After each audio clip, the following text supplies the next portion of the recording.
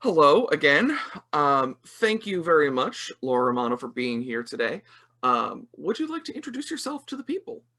Sure. I'm Dr. Laura Romano. I'm an assistant teaching professor of English here at Ball State, and I'm also the assistant director of the writing program and currently teaching an immersive learning class. And that's why we're here today. So we have a few questions that you have ahead of time that are sort of about your immersive learning classroom. So I guess to start, for those who may not be familiar with what immersive learning is, Mhm. how would you describe an immersive learning class to someone who might be completely unfamiliar with the term? Well, immersive learning is just that. It immerses students into an environment that connects them to a community, whether that is our surrounding community of Muncie or a different community. It gives the students a chance to really be kind of steeped in a culture or environment that is different than the traditional classroom. Awesome. I suppose then, could you tell us how your immersive learning section works? Like, who are you working with in the community? What are some examples of like assignments or different experiences that you've had in teaching this class so far? Yeah, my community partner is called Beyond I Can. That is an organization that is it's a day program for adults with physical disabilities. They gather every day in downtown Muncie Mhm. and create. So they make mosaics and ceramics, and they sometimes sew things, and all of these items are then sold. So the Beyond I Can artisans have a chance to run a business as well. Um, they are a fantastic community partner. We work with Sarah Shaw, who's the director of the program, and she's done a fantastic job connecting us with individual artisans. One thing that we are working on right now is pairing students in my class with an individual artisan from Beyond I Can. Each student will be conducting an oral history interview where they get to know this person and ask them about their connection with Beyond I Can and their connection with making things. This, I think, will be a really nice opportunity for the students to meet someone from the Beyond I Can community and get to know them on a deeper level. So far, we've been more dealing with Beyond I Can as a whole and speaking with students having conversations between students and Beyond I Can artisans in a group setting. So I think that will be wonderful. That's interesting. So, what do you think are the different, I guess, takeaways from sort of working with people as a group and working with them as an individual, the artisans? I think that when we work with the artisans at Beyond I Can in a group setting, it's so much fun, right? So there's a lot of laughter. Of course, all this is happening on Zoom, but we're in a room, a classroom, and our Beyond I Can partners are in a room at Beyond I Can, and there's so much laughter and there's so much eager sharing on both sides. The Beyond I Can folks want to show us what they're making, and they're really excited to be on camera and share these exciting things that they're doing. And it's such a lovely and fun time. But I think that the difference between that and the one-on-one is that the one-on-one will give students and Beyond I Can folks a chance to really get to know one another on an individual level. So to really find out who is this person? What do you care about? What do you enjoy? What makes you happy or unhappy about being at Beyond I Can? And my students will be asked the same things about their experience being at Ball State and being in this class. So there's really a two-way street of getting to know someone who is outside of your normal everyday community. Um, I feel that that's always healthy and good to expand your horizons in that way, where you mingle in a group that you don't normally move in, and so much good can come of that. So I'm looking forward to seeing what comes of that for my students. Yeah, it seems interesting that you're developing different ideas of community and Mhm. immersion depending on something as simple as how many people you have interviewing at a time. Mhm. Yeah. And I think sometimes, when we are 18 to 21 years old, Right. we sometimes forget about people who are not in our immediate groups and communities. We sometimes don't consider those who are, different from us in other ways. And what I really want my students to see in working with Beyond I Can is that when someone volunteers to give time to speak with you or to let you interview them, that's a precious gift of them allowing you to hold their story and allowing you to share their time. And I want our students to approach that humbly and respectfully, knowing that these people from Beyond I Can, just like any other person that you would encounter, is worthy of our thankfulness in sharing that time, and also um, that they have something to teach us, just like every other person does. So I hope that that expands my students' minds a little bit in that way. Um, I've noticed already that they dig a little bit deeper when they create questions to ask, or they ask some really thought-provoking things. And I'm just proud of that. I'm proud of my students and how they seem to be digging in and enjoying the project. That's great. And I think that that almost gets at one of the other questions I had for you today, is what are some of the benefits do you think of teaching this way, either for you as an instructor or for your students or even for your community partners? Sort of where do the benefits happen? Mhm. There are a lot of benefits. I've always been a strong believer in the value in immersive learning. And some of that is because students are able to see the work that they do as relevant outside of the classroom. A lot of times students come to college and they think, I'm writing this academic paper, but for what? What will come of it? It's wasted work. Um, the students in this immersive learning program are seeing their work and their efforts be utilized for the good of someone else, for the good of an organization that is in their community. And that's really fulfilling to think that they're contributing to something bigger than themselves and even bigger than our university. So that's one of the benefits. I think that the fact that these immersive learning classes are stretch classes, so I have the same students for 103 and 104, really has helped me to get to know students better. I feel so thankful that they're sharing their lives with me for this whole year. And because we've spent time together already, the whole first semester in fall, um, we have relationships. And the students have relationships with one another that are different than would typically be where I get a new batch of students for 104. Um, that is really special to see. The students also, I hope, will be inspired or become passionate about something new. So whether they continue to pursue work in disability studies or Mm. some other kind of social activism work, I'm hoping that they can see the value of that, or maybe even be inspired to do some of this in their own chosen future career. That's great. I think that the idea of context and of real world application is Mhm. something that I'm hearing you talk about quite a bit, where this experience has provided your students with practical, in the moment Mhm.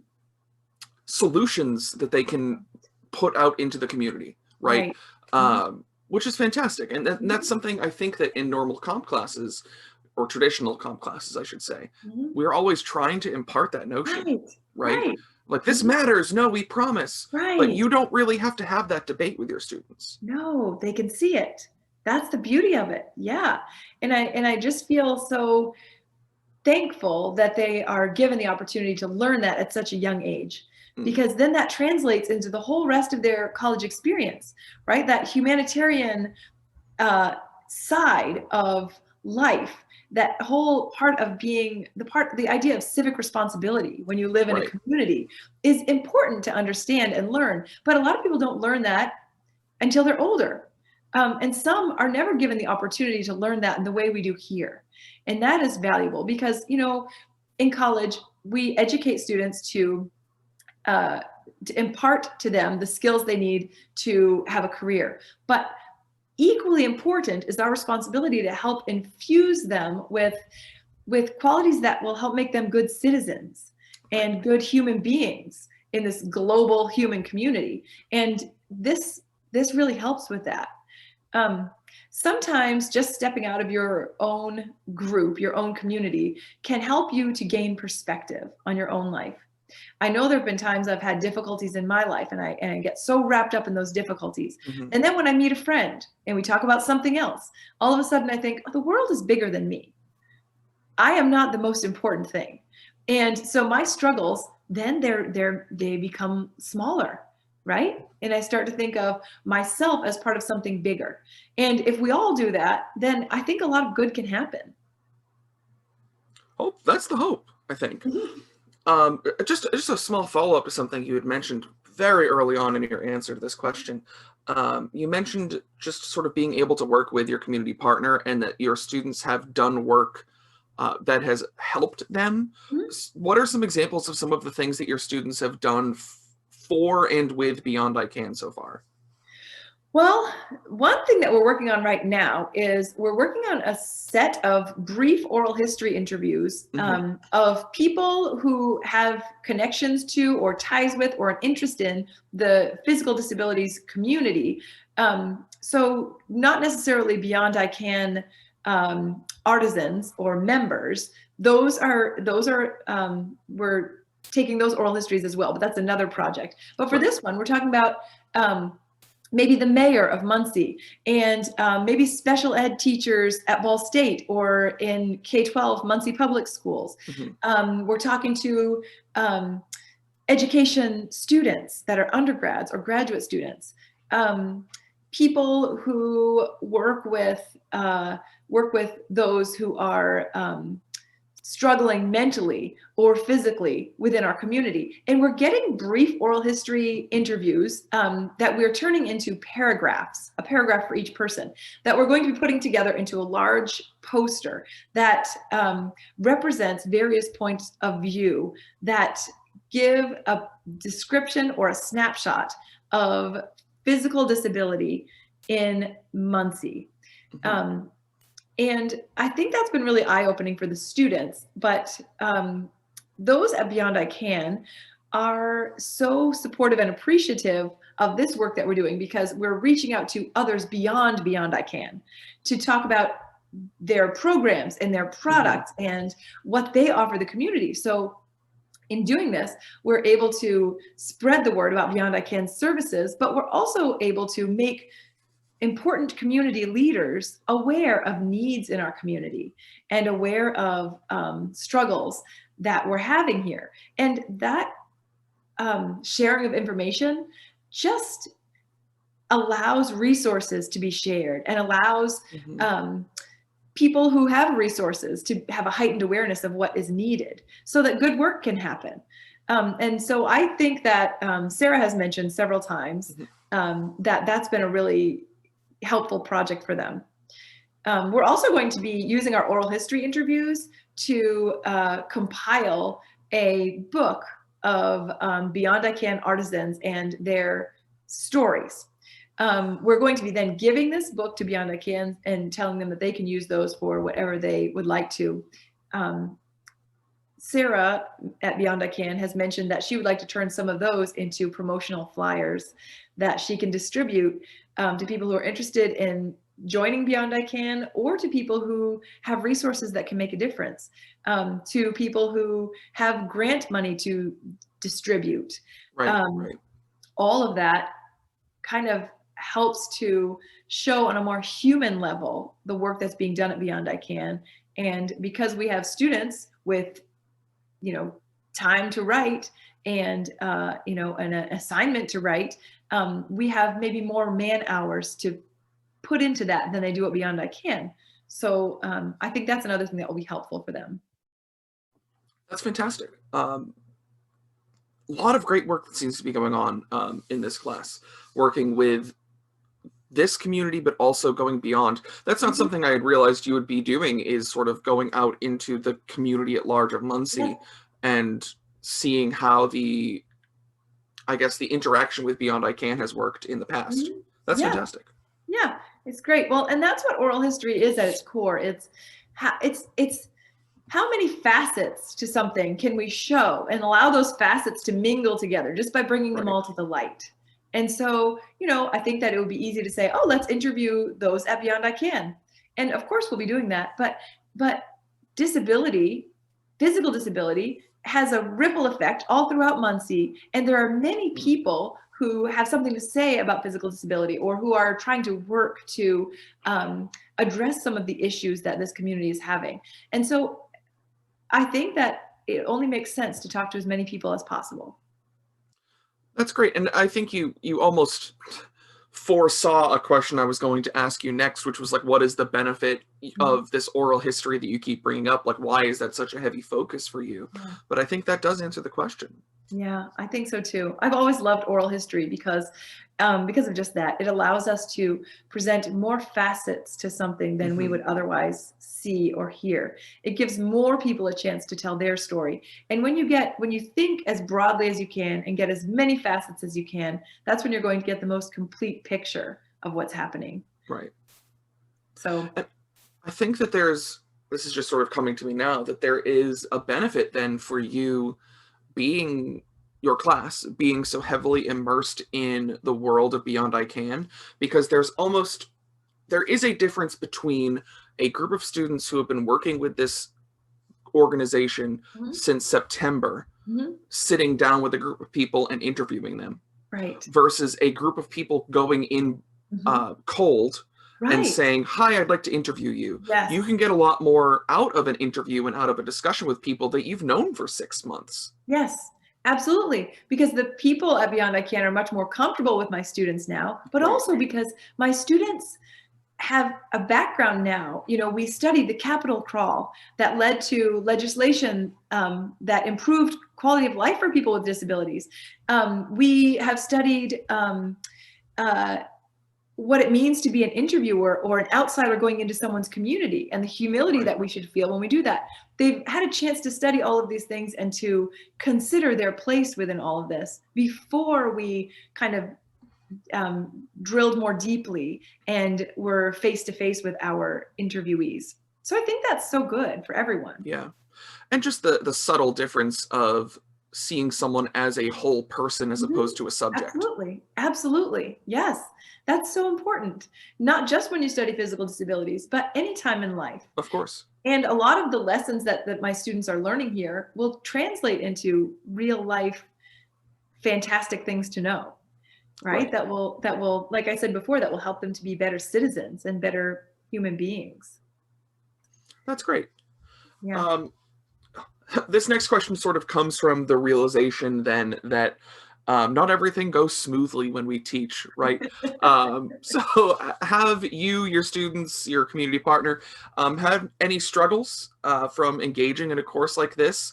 Or for you, more specifically, are there strategies that usually work for you in a traditional comp environment that you've sort of had to tweak in this space? Well, I will tell you, we've had a couple of struggles, mostly due to, well, I guess all due to COVID Right, 19. But, and some of those would be we can't meet face to face. right, Um, We shouldn't anyway, because, with our Ball State students, we are very careful with them. But also, those um, those who are part of Beyond I Can are particularly physically vulnerable, many of them, and so we want to protect them as well. So everything that we've done to interact has been via Zoom or some other digital platform. So that's been tricky.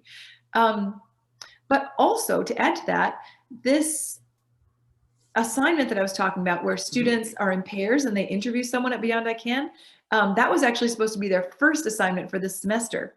Well, that would have been due last week, but Beyond I Can had some difficulties with COVID positive cases. And so they closed for a while. And right. so that was difficult. We couldn't do any of the interviews. So I had to rearrange the assignment due dates. Um, and it's okay. We're still going to be able to do all of that. It's just going to be in a different order. So that's probably the biggest struggle we've had so far. Yeah, I think that it's so hard to talk about the struggles of teaching a course like this, especially during a pandemic, right? Mhm. Um, because there is this sense that you need to be immersed Right. in an immersive learning class. And Right. how does one immerse themselves in a Mhm. community right now? Mhm. It's very hard. It's very difficult. It is. I think that we've done a good job. I think we've done as well as we can. Sarah Shaw has been amazing at communication, and she's been amazing at helping us to find opportunities to connect that are digital and that are frequent. So that's been wonderful. Also, Catherine and Lynn, my partners in this grant, have been so valuable. They're both women and teachers who have a lot of experience Mm-hmm. in immersive learning. They're strong at teaching and pedagogy anyway. And so I feel that working so closely with them has been a tremendous asset, both in overcoming obstacles that have popped up in our paths, and also in ironing out the logistics of how things will work with these courses, brainstorming useful assignments.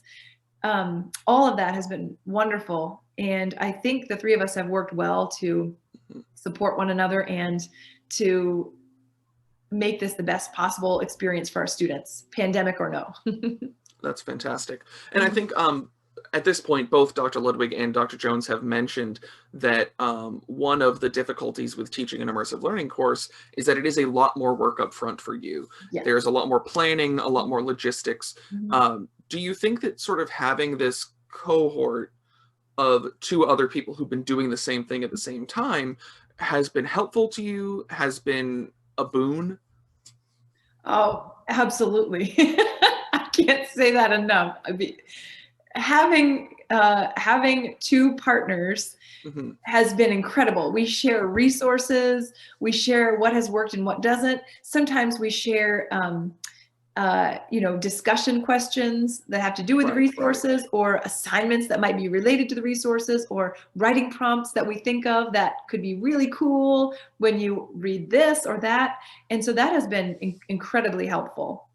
It's saved us a lot of work, but it's also ensured that our courses are the best they can be because we have three great brains working on them instead of just Right. one. Right. I think I said this to Dr. Ludwig as well when we were talking, but there's almost like a background community to the Absolutely. community that you're engaging in your class. Yes, it's like peer review, right? But Right, up right, front, it's right. it's, oh, this would work well. Well, I tried that once and this didn't work well and this did. And okay, Yeah, we kind of have checks and balances that help us to get the best product without having to do a dry run first. So that's right. wonderful. That's valuable. Yeah, it is very valuable. That's And awesome. also emotionally, it's valuable Of because course. it feels good to have that kind of support from people that you know are going to do a good job and that you know are Right. dependable and care about the project and the outcomes of that project. So that is emotionally helpful as well. I imagine it's also just nice to be able to share the labor load of this type of work. Oh, absolutely. Yes. When we were first planning, we divided assignments, and we each came up with assignment drafts and then kind of workshopped those together. So it Great. really did cut down the workload. That's fantastic. Hmm. All right, I think we might be able to start wrapping up. So, in order to do that, I just want to know, you've mentioned a few things that are on your students' to-do lists, Hmm. specifically the oral histories of the artisans and sort of Hmm. creating a book out of them. Hmm. But what else is left to do? Feel free to, if you want to go into more detail about that assignment, or share what else your students are up to, what cool work you're helping them do. Well, we also want to make some publicity materials. So we're working with Beyond I Can to find out what they need. We've done an analysis in the past of their promotional materials and what kind of rhetorical argument those materials were making. We've talked with them about, is this the argument you want to make? How do you want that to be different or similar? Our class has thought about and talked about with Beyond I Can, what's your target audience? Who are you trying to reach? And then Right, use their rhetorical analysis and rhetorical appeal skills to think about how can we identify appeals that would work to persuade this audience. So we're hoping to pull all of that together along with some research of of what's been done and what could be useful, and pull that together into some new promotional materials that we'll give to Beyond I Can to freely use. Great. So I'm looking forward to that. Yeah, that's awesome. I think it's interesting to see like the more, I don't want to say abstract because these are things we see around us all day, every day, but the things that are sort of jargon to our field, this idea Mhm. of appeals Right. being used in concrete ways and almost teaching them to other people, Right. that's really cool. It's really cool. Yes, and because that's one thing about rhetoric. When I teach English 103, that's one thing I want them to learn is that these appeals don't exist in a vacuum. They Right, don't just exist in here when we're doing rhetorical analysis. I want them to apply that knowledge to things they see in the world and to right, situate things that they see or to peel back um, layers of persuasion that they're being met with. I think that's a useful skill and changes the way that you view the world. Um, Helps you to be able to maybe see it a little more clearly or accurately. right, And so I think that this practice of thinking about rhetorical appeals and how we can use them in a deliberate way to reach an audience we've identified is just great practice for, oh right. yeah, these are useful beyond the classroom. They're just not something that we teach you to help you pass a test. Right, and there's even something almost sterile about the way we talk Mhm. about appeals in the classroom because Right, they're so disconnected from context. right. Where context is a major portion of the rhetorical Huge. situation that we Mhm. don't really get to engage with frequently. So you are quite literally engaging Yeah. with Mhm. context and Absolutely. making these things make sense. Yeah, yeah, that's one of the fun things about it. That's so great. Yeah. Well, I think that has been a lot of fantastic information. I have been giving everyone, as we sort of wrap up, a chance to sort of throw anything out there they think we may have missed in this meeting. So, is there anything that you would like to say, to bring up, to talk about before we wrap up today? Um, the only thing I'd like to say is, in my experience with immersive learning, not just with this grant, but with any immersive learning class that I've taught, I feel that that experience is so important for the student as well as for whomever we're working with in the community. I hope for every student to engage in immersive learning, and I hope for them to really dig into it. My hope is that if there's a student who's considering taking an immersive learning class, that they will jump in with both feet, that they'll really try to grapple with the readings, that they'll really try to engage with the community partner, and that they'll really think about their place within this broader context. What does it teach them about who they can be as a citizen? What does it teach them about what they think of the world and their place in it? Um, because those are some really valuable things to take away from the college experience. That is so great. And I hope that we get more students who want to do things like this as well. So, thank you, Dr. Romano. Hopefully, this interview will be a help for that, maybe. Who I knows? hope so. Um, and just again, thank you for being here today and for being willing to support your time or support us with your time. Anytime, Zach. Thanks for having me.